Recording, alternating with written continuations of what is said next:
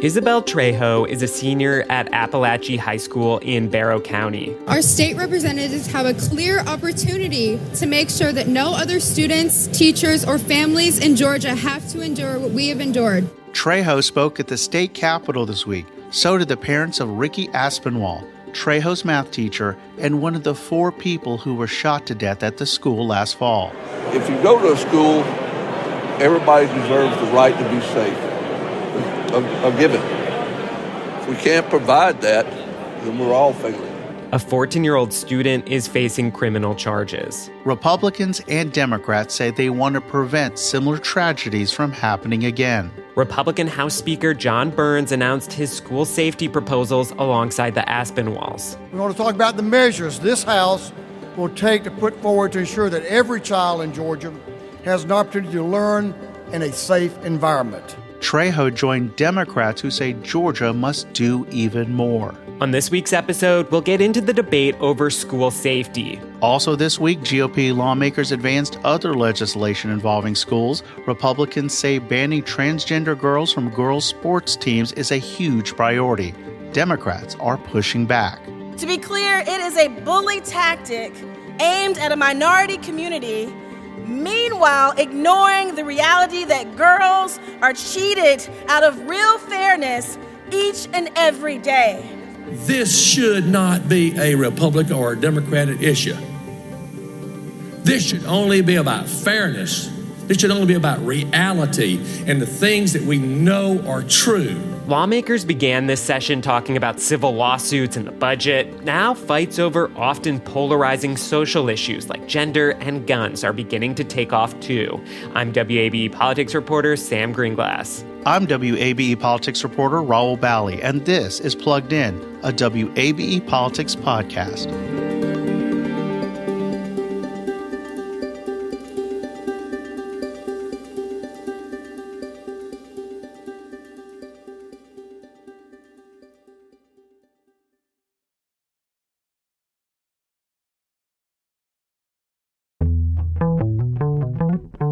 Sam, Georgia House Republicans are rolling out a sweeping bill to improve school safety after the deadly shooting at Appalachia High School. It sounds like Democrats see stuff they like in the plan, but they're also saying it doesn't go far enough. So let's start with what Speaker Burns is proposing. Rahul, it's a big bill, 59 pages. Burns said the House will leave no stone unturned to protect Georgia's children. Enacting measures that will save lives and supporting our students' well-being at every stage of their academic careers and beyond. All the while protecting our Second Amendment rights of Georgia's law-abiding citizens. Burns' proposal includes a database to share information about student behavior, an anonymous reporting app to flag potential threats. It would require that school systems stand up threat assessment teams and suspend students who make threats. Burns also wants to create mental health coordinator positions, allocate more grants from the state budget to bulk up school security, and encourage but not mandate safe firearm storage. Rahul, already there are questions about some of the details about how these proposals would work in practice. I'm thinking, the points about information sharing between school districts, this app. Republicans often worry about databases, especially in the context of firearms.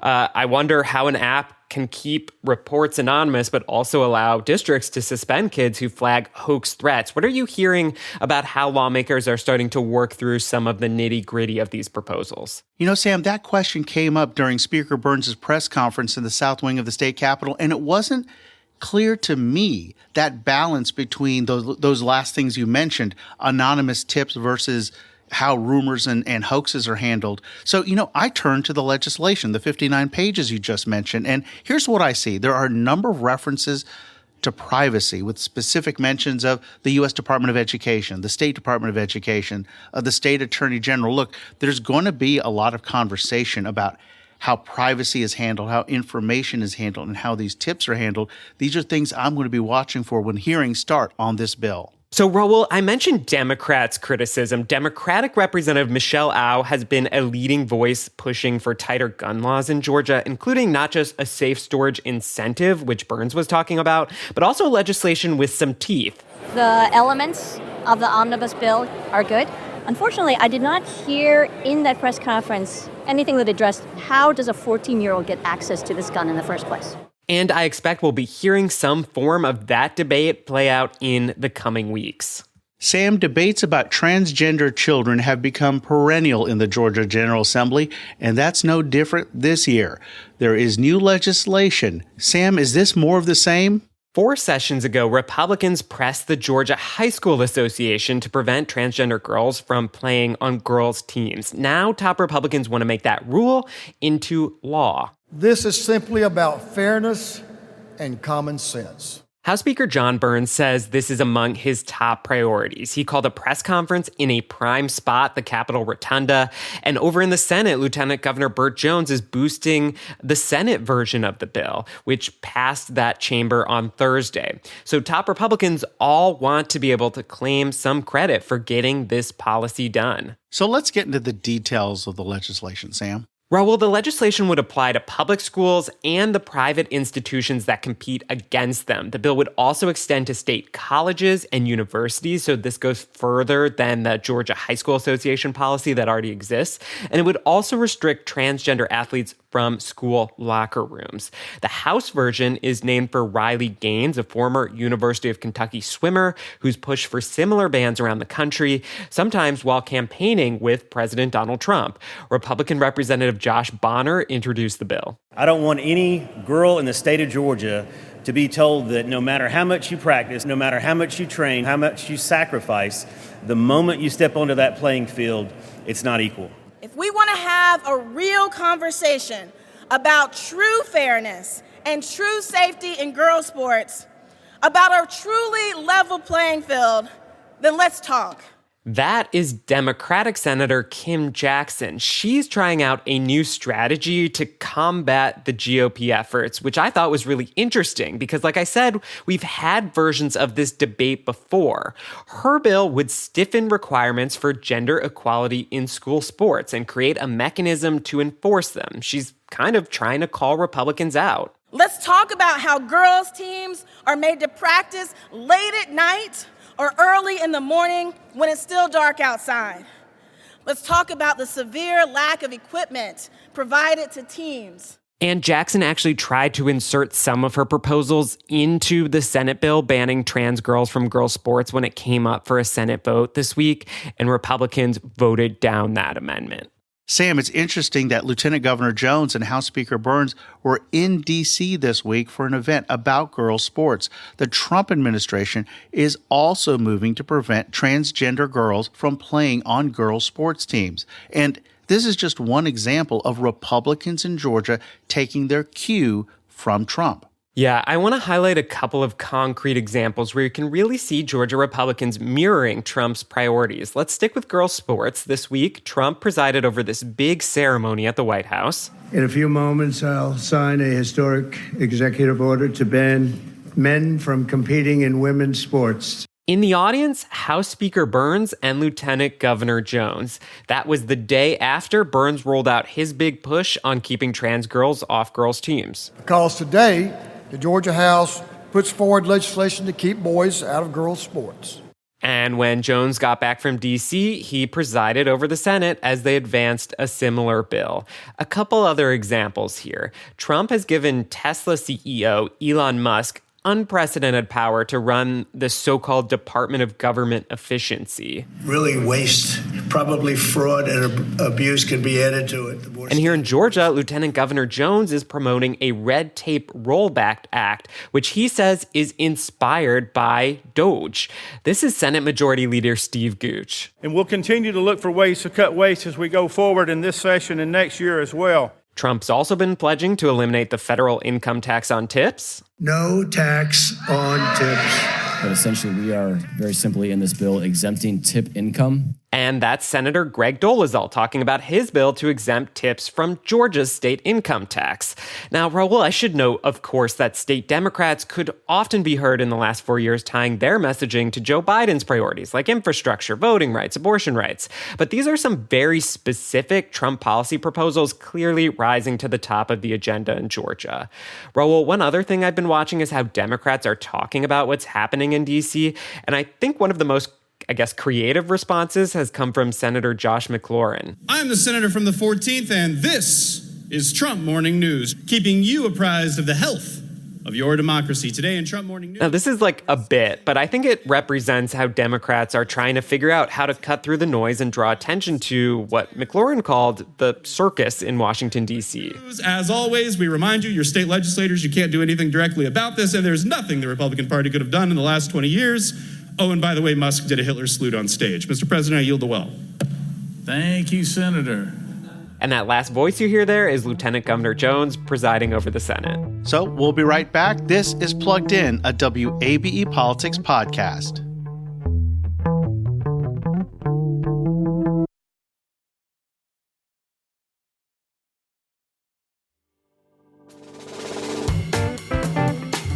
Welcome back to Plugged In, a WABE Politics podcast. I want to turn now to the state budget. You know, the governor puts together his budget proposal, but the legislature holds the power of the purse, so they can take or leave his suggestions, really. And though Kemp and Republican lawmakers are typically singing from the same sheet of music on this, there can be disagreements. Rahul, let's get into it. So what we're talking about here today is the amended fiscal year 2025 budget. What does that mean?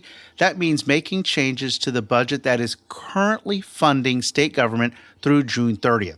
Governor Kemp laid out his version last month. It added $4.5 billion, bringing the budget to $40.5 billion. The big ticket additions by the governor included hurricane relief money and one-time spending on infrastructure, including local roads, freight projects, local water and sewer projects. Now, let me get to the important part of the budget process that folks ask me about.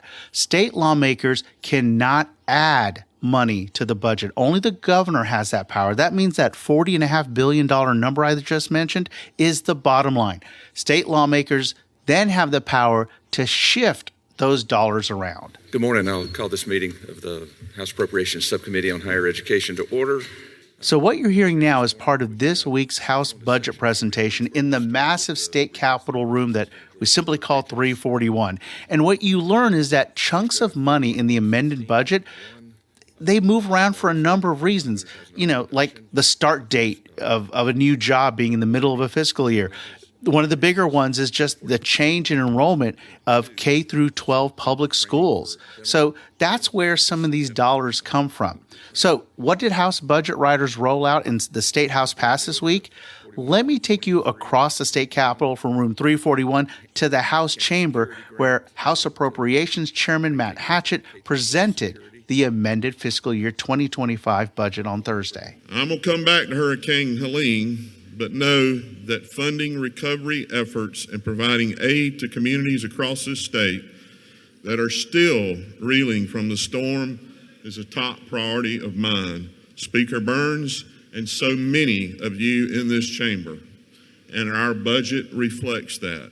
So $197 million are being shifted towards hurricane relief, including more loans for farmers and for timber cleanup. Hatchett told us that the current estimated impact of Hurricane Helene on agriculture and timber alone is $5.5 billion.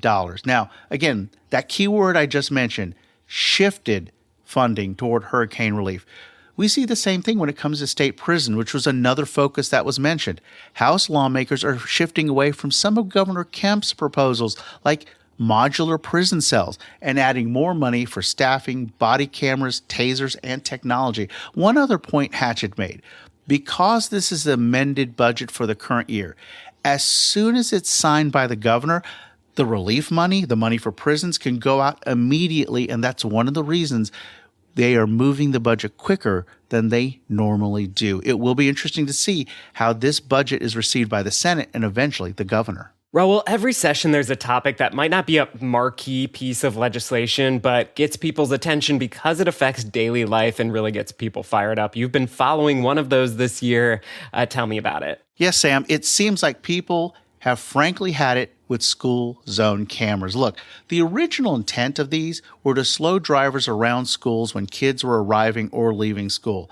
What has happened in some cases is that the cameras run outside of those hours, sometimes when school is in but kids are not arriving or leaving, and sometimes when school's not even in, even the weekends. Others have been frustrated with how fines are handled, how appeals are handled, or appeals are not handled, how revenues are handled. Look, the first sign that this was going to be a legislative issue came up last month when we heard this from House Speaker Burns. And I think we'll correct the issue that what our legislative intent is, that schools on cameras operate when young people are going to school in the mornings and then when they're leaving school in the afternoons. We want to make sure that any revenue that's created by schools on cameras are applied to school safety. Now, Republican State Representative Dale Washburn of Macon has filed a bill that just flatly bans them.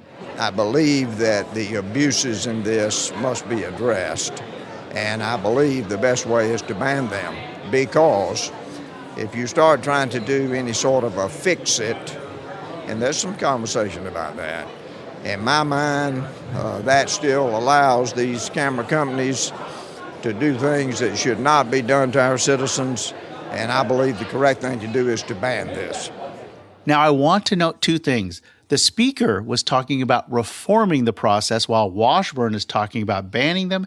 The second thing, more than half of the 180 House members signed on to the legislation to flatly ban these cameras. Sam, those nearly 100 signatures filled the page. There were some lawmakers even signing it sideways just to get their name on the bill. You can see a picture of it on my story at WABE.org. It's almost comical how it looks.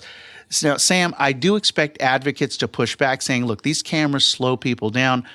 That safety will be at stake, especially in places where kids still walk to school. And Sam, expect those private companies who operate those cameras to fight as well. It's going to be interesting where this goes, whether nothing happens, reform happens, or these cameras just get banned. Also this week, Rahul, you've been following how the legislature is grappling with the deluge of big data centers in Georgia and the natural resources that they gobble up. What's going on here? So, Sam, just like school zone cameras, we got an inkling of this when we heard this from House Speaker John Burns. We want to make sure that we look at how sustainable our energy production is, our energy usage, and certainly that our water usage, our resources. But this is not aimed at any one portion. No, it's not aimed immediately at data centers. Let's make that clear. Now, Sam, the Speaker has turned to Republican State Representative Brad Thomas to lead a special committee on this issue. Look, Thomas is somebody who works in this space of artificial intelligence, computing, and more. Data centers, I think, was probably just the straw that maybe broke the camel's back. However, the utility usage on data centers is high, and it's gathered the attention of a lot of people. So right now we're going to spend some time researching where we are as a state, the policy that we have in place. We're going to look at what demands and what future expectations that we have for growth in the state, and we're going to figure out what the policy is going to need to be to get us to meet those demands. But beyond that, Thomas has made clear that water usage might be the bigger issue when it comes to policy. And Sam, I want you and our audience to really take a listen to this because Representative Thomas really lays this out. The energy piece, we already have a solid regulatory structure around that. The water piece, on the other hand, is a lot more of an open book. I'd almost say almost like the Wild West. And this is not to beat up on data centers, but data centers, I've heard numbers like 9 million gallons a day, and of that, 60% of that is actually boiled off through what they call evaporative cooling. So we lose, we'll call it 6 million of 9 million gallons of water to the atmosphere, and that's water that citizens don't have available to drink or other facilities to reuse. Here's the bottom line. Can the state of Georgia access the electricity and water it needs for all of its uses, data centers, businesses, homes, and can we do it for a reasonable price for businesses and residents? That's it for this edition of Plugged In, a WABE Politics podcast. If you love the Gold Dome Scramble podcast, you can find all of that rich analysis and context right here. If you like content like this, do us a favor. Head over to the feed dedicated to Plugged In and subscribe and leave us a rating or review. It really helps us. You can also keep tabs on this legislative session at wabe.org/under the Gold Dome. Plugged In is produced by Brendan Rivers. Our managing editor is Alex Helmick. Thanks for listening.